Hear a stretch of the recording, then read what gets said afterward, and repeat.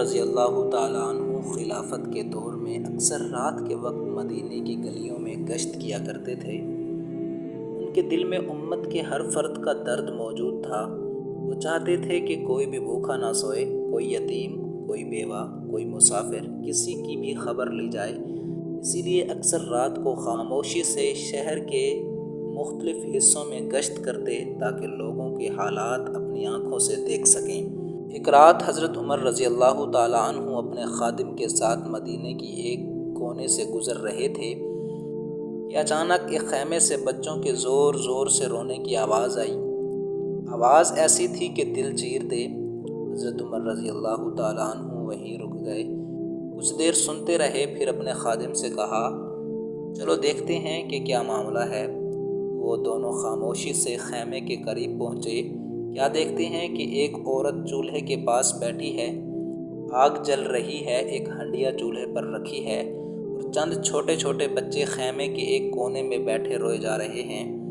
حضرت عمر رضی اللہ تعالیٰ عنہ نے سلام کیا اور نرمی سے پوچھا، بچوں کے رونے کی کیا وجہ ہے؟ عورت نے دکھ بھری آواز میں جواب دیا، کئی دن ہو گئے ہیں، کھانے کو کچھ نہیں ملا، بچے بھوک سے تڑپ رہے ہیں۔ حضرت عمر رضی اللہ تعالیٰ عنہ نے پوچھا کہ جو ہنڈیا چولہے پر رکھی ہے اس میں کیا ہے؟ عورت نے جو جواب دیا وہ سن کر انسان کا کلیجہ دہل جائے۔ اس نے جواب دیا، پانی اور کچھ پتھر ڈالے ہیں تاکہ بچے سمجھیں کہ کھانا بن رہا ہے اور تھک کر سو جائیں۔ پھر وہ بولی، عمر تو ہمارا خلیفہ ہے لیکن اسے ہم جیسے غریبوں کی کوئی خبر نہیں۔ یہ جملہ تھا مگر حضرت عمر رضی اللہ تعالیٰ عنہ کے دل پر تیر بن کر لگا، آنکھوں میں آنسو آ گئے، بس خیمے سے واپس لوٹ گئے، سیدھا بیت المال پہنچے، وہاں سے آٹا، گھی، کھجوریں، گوشت اور دیگر ضرورت کا سامان نکالا، ایک بوری میں بھر کر کندھے پر رکھا۔ خادم نے عرض کیا، امیر المومنین یہ بوری میں اٹھا لیتا ہوں، آپ کیوں زحمت کرتے ہیں؟ حضرت عمر رضی اللہ تعالیٰ عنہ نے وہ تاریخی جملہ کہا کہ قیامت کے دن میرا بوجھ بھی اٹھاؤ گے؟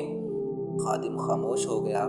حضرت عمر رضی اللہ تعالیٰ عنہ خود سامان لے کر خیمے پر واپس آئے، آگ دوبارہ جلائی، کھانا خود پکایا اور جب کھانا تیار ہو گیا تو اپنے ہاتھوں سے بچوں کو کھلایا۔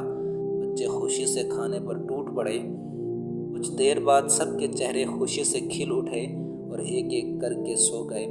حضرت عمر رضی اللہ تعالیٰ عنہ خیمے کے باہر بیٹھے آگ کی روشنی میں بچوں کو سوتا دیکھتے رہے۔ جب سب چین سے سو گئے تب جا کر وہاں سے واپس ہوئے۔ یہ تھا ایک خلیفہ، ایک امیر المومنین، جس کے دل میں امت کا ہر بھوکا بچہ بستا تھا۔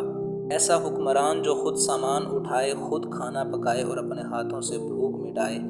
یہ واقعہ صرف تاریخ نہیں، ایک آئینہ ہے آج کے حکمران کے لیے۔